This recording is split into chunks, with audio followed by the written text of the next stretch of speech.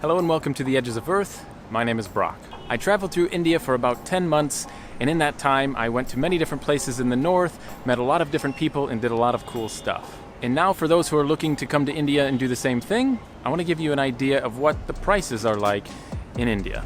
As for the food and drink, generally 1 liter of water will cost you right around 29 US cents. Generally, 1 beer in a cheap restaurant will cost right around 100 rupees, depending on which brand, which company. It could be significantly higher, but generally a local beer is right around 100 rupees, which is right around $1.43. I went to a couple different 4-star restaurants throughout northern India, and every time the bill was right around 750 rupees, which is about $10.71, and that fed 3 people. Street food snacks are usually anywhere between 5 and 30 rupees, which is right around 7 cents or 43 cents. It all depends on what you're getting. Now, there are some foods that are a little bit more than this, but generally you're getting more food. You're getting like a very small meal or a large snack. Now, if you're buying fruit on the street, this could be anywhere between 25 rupees to 120 rupees per kilogram. This is about 39 cents all the way to about $1.71. Now, are there cheaper fruits and more expensive? Yes, but this seemed to be the very normal range of fruit. And this is the local price because I confirmed it with the local people. Generally, the cheapest place is in a grocery store. A, they won't cheat you, and B, the prices are just marked lower. It's also an important side note if you're going to a grocery store or going to a convenience store.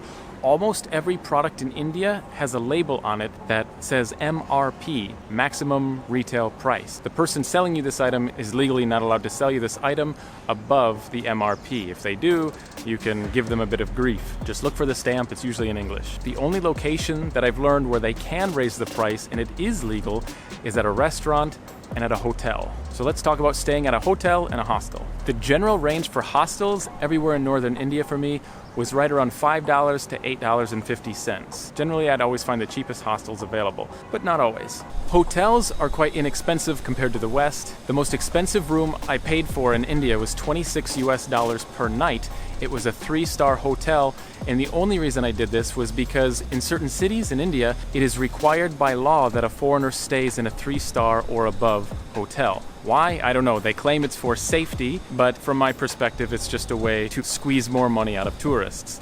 I mean, I'm quite capable of handling myself, so I'm really not concerned about my safety in India. It is what it is. I had no option, so some cities I had to pay for a hotel that was quite expensive. The cheapest private hotel room I ever stayed in was $1.42. Now, this was a really nice room. It was in a building that was hundreds of years old, and it was probably one of my best nights of sleep in India. What I realized after I got there was they tried to upsell you and upsell you and upsell you. It was nonstop. They wanted to sell you on tour packages around the area.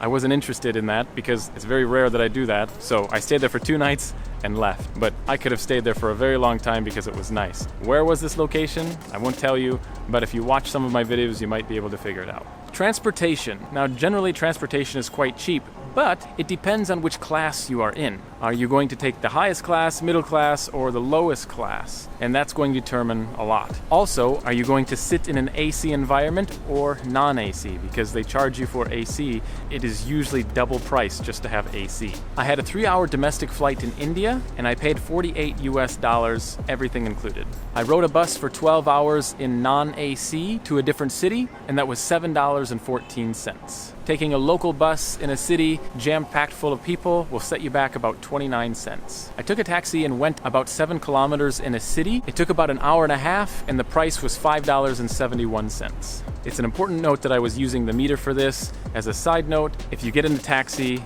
either A, establish a price before you get in, no exceptions, or B, ask for the meter, no exceptions. If you do not use the meter and you arrive there, or if you just go there and then ask the price after, you will be cheated. I can virtually guarantee that. So establish the price before, or simply ask for the meter, and you should be good to go. I also spent $10.71 on a train ride for an hour and a half in an AC compartment. There was another time I took general class on a train for 7 hours to a different city, and the total was $1 US exactly. I'm not really sure what the cost of tours are in India. I think I've only been on like 2. And in general, compared to the West, they are very affordable. Just try to always ask the price to locals who are not connected to your sale before you make a purchase so you're not cheated. This is a big thing in India. You're a foreigner. So many people try to cheat you. I would say it's a solid 50% in the tourist areas in India. Just be aware, get the price from the locals before, and then try to establish a price for the tour directly. That's pretty much it. That's pretty much the basics of India. It is the most inexpensive country I've ever traveled to. Anyway, I hope that helps you if you're planning on a trip to India. If you're able to support this page in any way, check the description below. Thank you all for watching, and remember, your time is running out. Start living. Take care.